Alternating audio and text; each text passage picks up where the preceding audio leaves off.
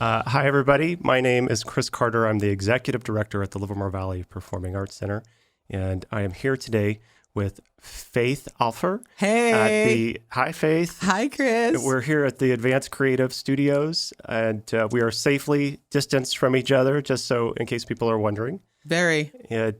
Faith. Chris is in Pleasanton. I'm sorry. I am. I'm not. We're both in Livermore right now. Faith is a comedian, as you can tell, first of all, a writer. She's been an actress, a radio personality. Oh, my gosh. She's also a wife and a mom of 3 teenagers. I hope it's okay. We ask about the family a little bit. She wrote and produced the one woman show, Black Girl Funny World. Yes, excuse me. And we're so happy to be talking to her. I feel very lucky. Oh.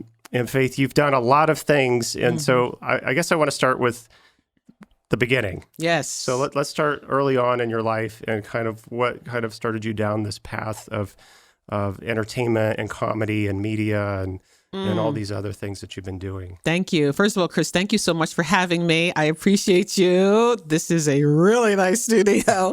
And the fact that I get a chance to talk to you, it's truly an honor. But that's so funny. What started it? I'm going to say my mom.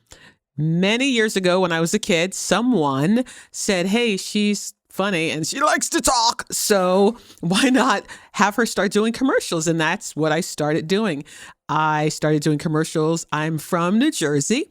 So I started doing commercials and movies. And do you remember after school specials? Yes. Oh, after school specials. That's like a modern day Lifetime movie. Just a little bit. You were in an after school special? I was. Don't ask me the number. Don't ask me the name, but I was. Like, so that's what I did. And it was fun, So I kind of stayed there. I got an agent and, I was born and raised in Jersey. So that just kind of started a nice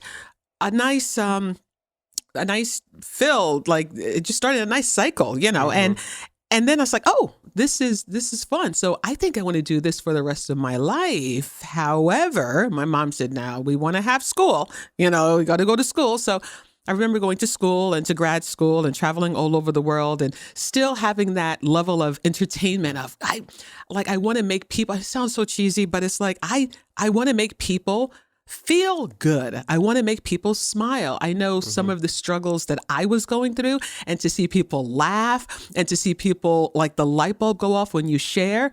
I fell into comedy, literally. I had my first child and everyone said, oh, it's the most beautiful thing. I'm like, okay, you're a liar. You're a liar. You're a liar. I mean, yeah, it's beautiful, but you've got kids, Chris. So I'm just saying.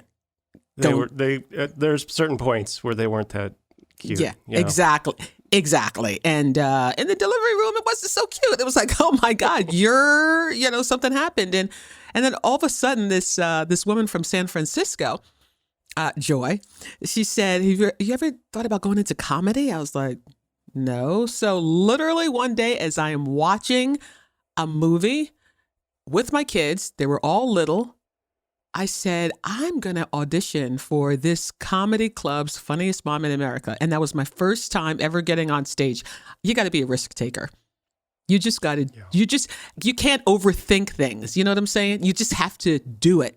And I did it. People were laughing. I shared some stories and I said, I'm going to do that. And I stayed there for about 12 years. But then I was like, I want more. And then I started sharing with people and motivating and inspiring. I'm like, okay, let's just put all of this together. And how can you give back? How can you bring value? Because being a comedian is great. Working in radio, as I do, is also wonderful. Being an actress is great. But how are you giving back? What kind of value are you bringing? I just didn't want people to come to my shows and laugh, and that would be it. But I wanted them to take something away.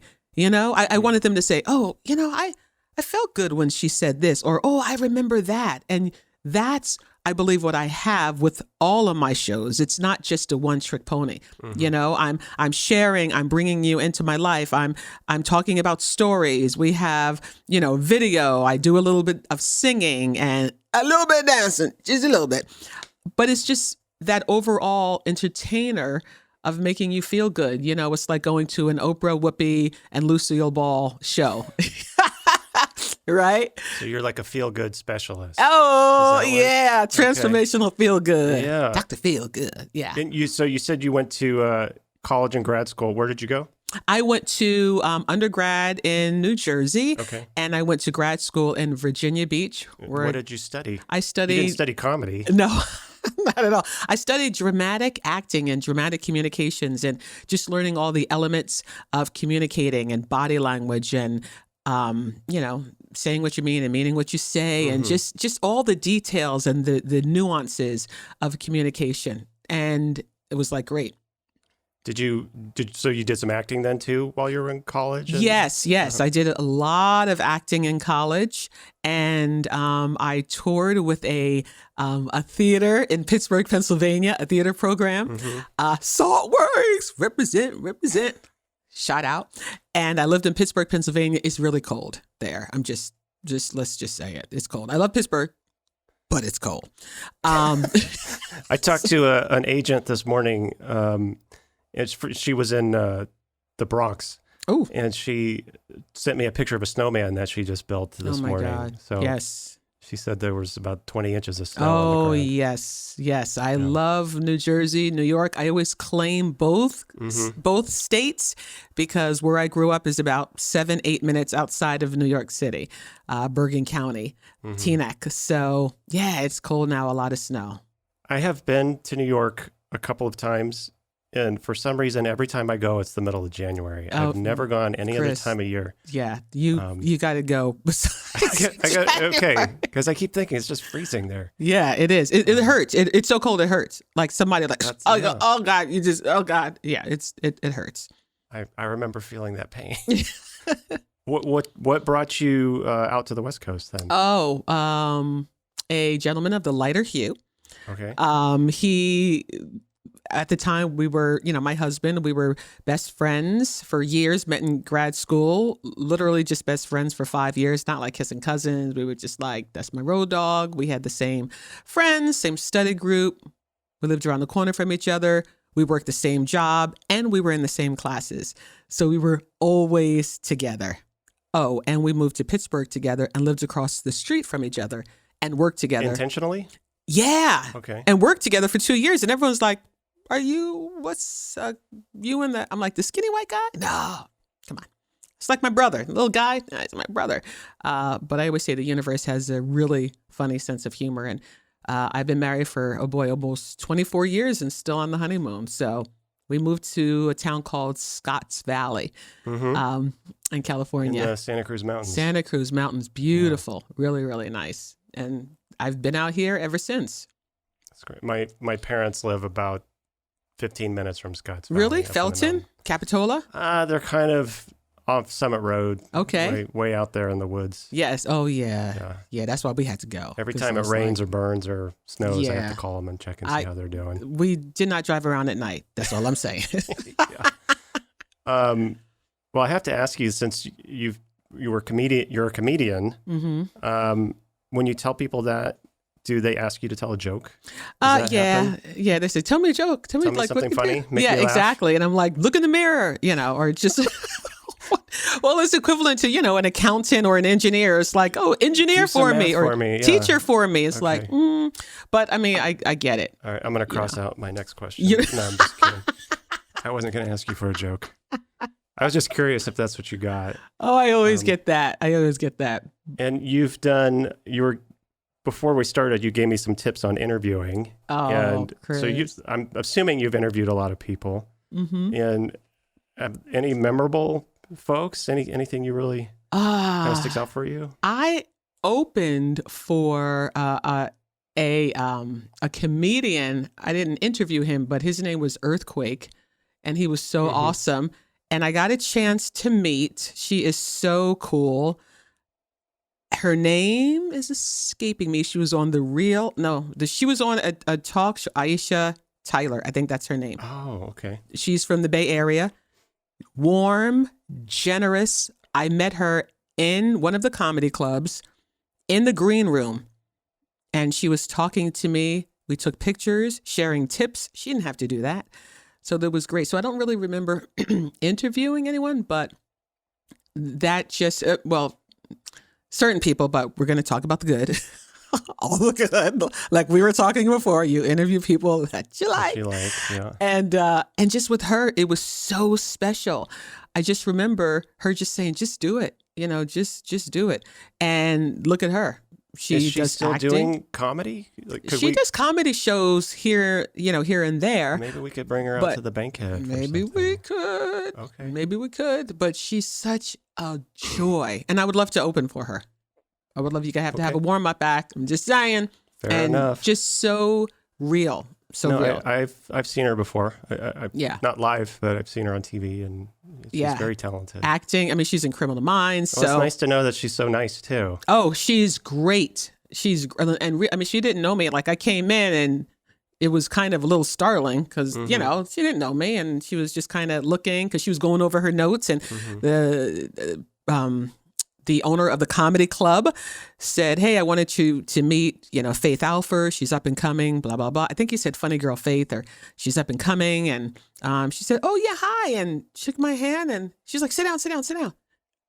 And I'm like, so it was cool. It was cool. And I never opened for her, but I just showed up just to meet her. And I was like, wow, that's cool. But that's a great story. That, at the Bankhead, when we have performers, one thing I've been struck by is almost everybody that comes through has been really nice. Yes. We have been so lucky. We have a great place at LV Pack and the Bankhead and the people. I mean, this state, come on, artists, I'm an artist. Yes, I produce and I write and hopefully I have a book coming out soon and, my own website. But there's something about artistry, right? I mean, I want to throw props to Laura Weber because she's a phenomenal conductor, but she's a great person. And I've been knowing her since our kids were in elementary school a long time ago. And I didn't even know what she did. But my kids are like, she's smart. She can sing. And all the instruments she's playing. I mean, the woman's a one-woman show, but I just thought about her as artists. We're artists. Yeah. Well, you're definitely an artist too. And you did do a show at the Bankhead Theater yourself a couple of years ago. And I saw the video. Black Girl Funny World. Yeah. And I really, tell me a little bit more about that and kind of what was your process for developing that and what inspired you. I thought it was great. There were some parts that really made me laugh. And I kind of connected a little bit too closely to a few times too. Thank you. Yeah, thank you. I believe wanting to write that show, actually, that's the third time I performed there. That's the third show I wrote. The first one was Through the Eyes of Faith. Okay. And that was way before you got there. You weren't even there. And it was another couple of other shows. Len was one of the executive directors. I don't know if you remember Len. But I think writing it, I wanted to do similar to what Whoopi did on Broadway, which is you interact with your audience. You're doing this character, actually more like Lily Tomlin, I should say, a mixture. I've seen them, a mixture, which is you're interacting with your audience, you're sharing stories, and everything isn't, laughter, laughter, laughter. Sometimes it gets a little heavy, but you don't mind being vulnerable. And I think I was at a place where I don't mind being vulnerable and I don't mind sharing my story. We all have stories to share and we all have stories to tell. And I want to be able to empower and to enlighten someone that you're not alone. Hey, share your story, So that is why I wrote that. And I had so much fun. It's my home theater. I feel like, so, anytime I perform there, it's always an honor. Yeah. Well, I really did enjoy it. And I think my favorite part was when you talked about your wedding. I thought that was great. And just there were some things that I really did connect with. And it's a good point about the vulnerableness. And you're sharing that for you, but I think the audience feels it's okay to be vulnerable as well.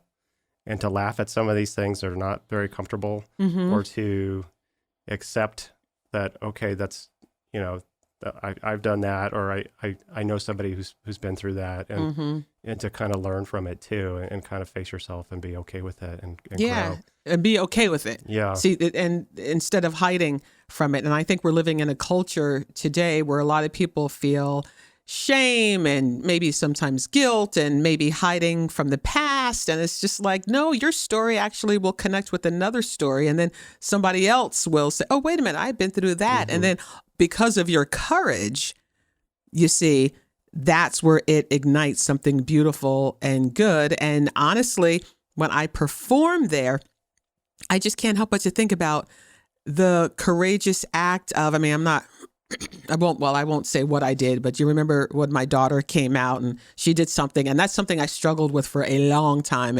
And even though I no longer do that or wear that, I won't say, you got to see the show. Hopefully we can, I don't even know Vimeo. It's Vimeo. It's called Black Girl Funny World on Vimeo, and you can rent it or buy it. But I had to do that to get my power back. I had to do that. And anytime we rehearsed it, it was almost this funny bit. But when we did it on stage, it was not funny. And you could hear a pin drop. And people say they remember that and the wedding. And I'm like, well, at the time, the wedding was like, I didn't think it was funny. But then we look back at our wedding, we're like, oh my gosh, okay, all the Black people are sitting on one side and the white people are sitting on the other side. We're like, why did people mix it up? And we got married in Harlem, and so I was able to look back and say, wow, okay, this was pretty cool, Yeah. Well, and your kids were in it too. Yes. And I thought that was neat how you kind of brought them into it, and being a part of that for them, like, how does that influence them? Like, kind of thinking about the importance of having your kids be a part of a show like that and participate. What does that mean to you? Everything. I mean, I'm an old school girl. It's all about family to me. I love my kids. And now I get to say I have 2 adult children and a teenager. Before it was 3 teens. I would say 3 teens literally for 8 years, just a long time. And now, like, oh my gosh, wait a minute. I have 2 adult children and 1 teen. It means everything because, well, my kids, 2 of my kids are in the entertainment industry. And they have their own, shameless plug, Josiah and Whitley Alpher. You can follow them. I mean, they have talented. Thanks. They have way more people than me, Chris. I'm not trying to be funny. They will get the blue check mark before me, or we'll see. But at the time, their love for the entertainment industry means everything because it's show business. So they have to have the passion. It's not just the show. They have to do the business behind it. So they write their own stuff. They produce their own stuff. They wrote a pilot for a TV show and they're writing episodes and they're doing all that. So it just means everything. And my eldest daughter, she's traveled all over the country. And now she is, finding her, I shouldn't say finding her way. I was going to say she's in nutrition. And she would be like, don't say that, Mom. So she's going to college and she's just loving it. Asia, Josiah, Whitley. So I love my babies. And I mean, I just talking about my family, I always get a little bit choked up, but I love them so much. Ooh, this water's cold. Jiminy crickets. Thank you, John. Jim, Dan. Tell me, so what are some things you're doing right now? I mean, when we've been at a little bit of a lockdown too. So one thing I was thinking back when this all started in March or April is that we'd see a lot of creative things coming out in the fall, in the winter, because all these people that might be touring or performing, they're at home. And so now what do you do with your energy while you're at home is you create, right? So what are some things that you're working on now? First of all, great question. Thank you. I have become a vegan, which is hysterical because I'm greedy. And what I've learned is I've gotten a lot healthier and I eat more. So the hype is true. And I have a show on Instagram called Vegan Faith. And I just have all these little antidotes and fun and messages of hope. Usually they're, a couple minutes. And I do a lot of Facebook Lives. So all my media platforms are my name, Faith Alpher, Alpher.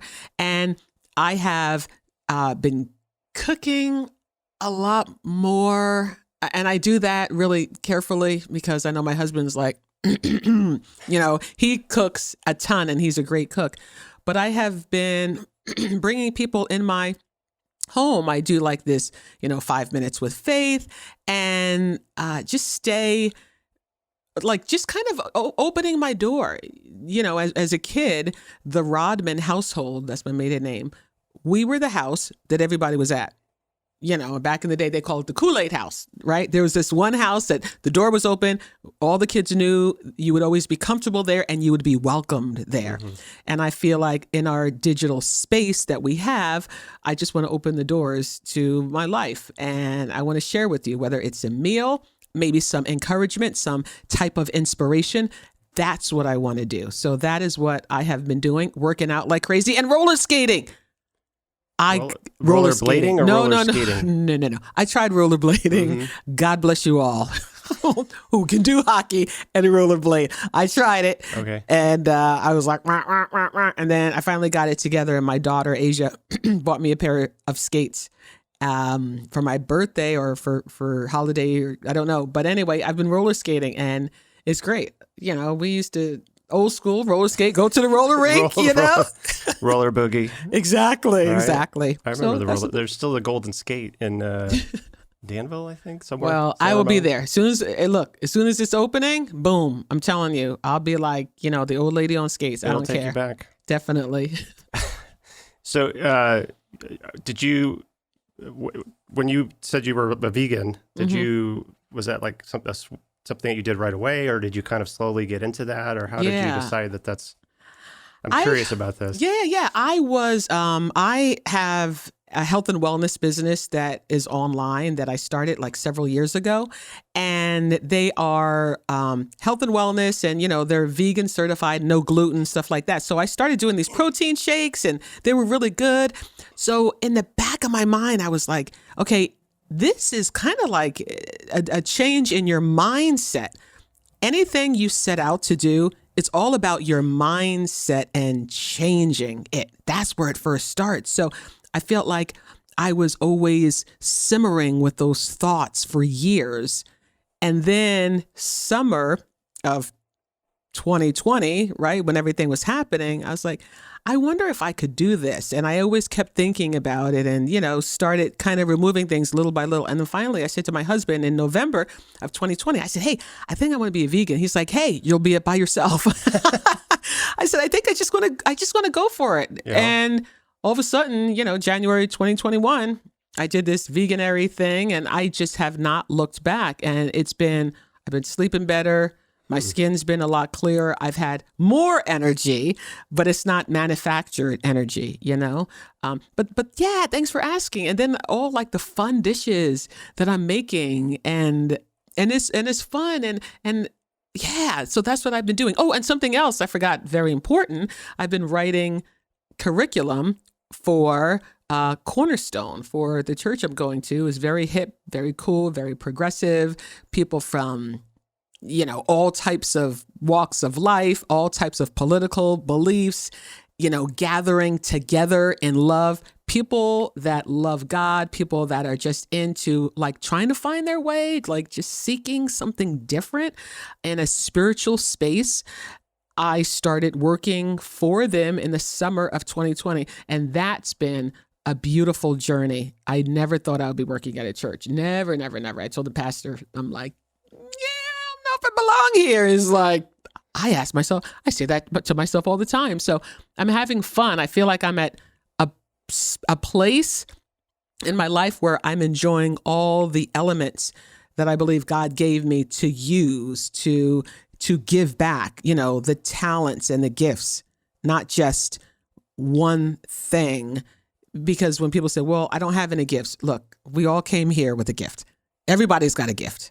Everybody has something. You have a purpose and you have something you came to the world with. And sometimes it takes other people seeing it and say, hey, you do that really well. You should do that. You should go forward in that. And you'll never know it until you do it, till you take the first step. That's interesting. My first thing I did out of college is I was a youth director at a church. No. And I did it for a couple of years. And I went to seminary too. But you didn't know that about me. What? But I didn't finish. I took a different path. But working at the theater, it reminded me of working at the church. It's kind of the closest thing. It's because of what we do and how we bring people together, and the staff and the closeness of the staff and the team. Brings me back to that. Oh, that's awesome. Yeah, there's just this connection, there's spirituality. You know, it's like, I don't like to talk about religious and stuff like that. I'm like, that's why the theater, for me, has always been home. Yeah. You know, movie, TV, that's great. Television, sure, I want to do it all. But when you're interacting. There's something about the community. Oh, my God, there's just something. So, definitely a theater geek, always will be. Yeah. I want to go back to the veganism thing for just a second. And this is just a funny story. Because when my kids were little, we were talking about vegetarian and vegan and what all that means. And we said, somebody said about a friend of my daughter said one of her friends was a pescatarian. And my son said, "Isn't that the church you used to go to, Dad?" No, that's Presbyterian. You're close. That's funny. There's your joke. Well, I want to wrap this up, but I have a couple other questions for you. First of all, one thing I like to ask everybody is, because I love music, is what are you listening to right now? Ooh, what I'm listening to right now. There's an eclectic type of music I listen to, a plethora, I should say. Just last night, I listened to "Someday When I'm Feeling Low." Okay, we know who that is. Mm-hmm. And I listened to a group called Maverick City. Okay. I listened to a ton. Listen, we listened to so much James Taylor. My kids think that was their dad. Okay. My son's like, "Daddy is on the radio." I'm like, "No, that's James Taylor." Okay. Love the folksy music. Love it so much. And last week or a couple of days, Snoop Dogg has a new song with the Clark sisters. So I like listening to a variety of music, and give me 80s any day of the week. Me too. Any day of the week. Do you have a guilty pleasure? Like something, if I walked into the room and you were listening to it, you'd like turn the channel really quick? And oh, yeah.